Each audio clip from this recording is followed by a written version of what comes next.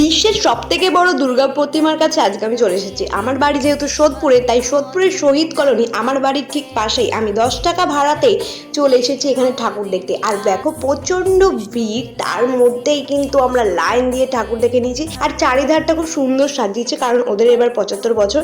আর সব থেকে বড় দুর্গা প্রতিমা দেখো কি সুন্দর দেখতে, কি অসাধারণ, মানে যেমন লাইটিং এর কাজ তেমন দুর্দান্ত। আর প্যান্ডেলের ভিতরটা তো দারুণ দারুণ। প্যান্ডেলে ঢোকার আগে থেকেই ওরা কিন্তু ভীষণভাবে তাড়া মারছিল, তার মধ্যেই আমি টুকটাক করে ভিডিও করে নিয়েছি। আর আমার বিয়ের পরে প্রথম বিশ্বজিতের সঙ্গে পুজো কাটানো, কারণ বিশ্বজিৎ যেহেতু বাইরে থাকে, এই প্রথম ও এসেছে। আর আজকে চতুর্থী, আর চতুর্থীর দিনে সকালেই ও এসেছে, তাই রাতেই আমরা বেরিয়ে গেছি প্যান্ডেল শপিং করতে। আর সোদপুরে বেশ কয়েকটা ঠাকুর দেখেছি, সেই ভিডিও তোমাদের কাছে সামনে শীঘ্রই আসে। আর কেমন লাগছে দেখো চারিদিকটা, আমাকে কমেন্ট করে জানাও বিশ্বের সব থেকে বড় দুর্গা প্রতিমার জন্য।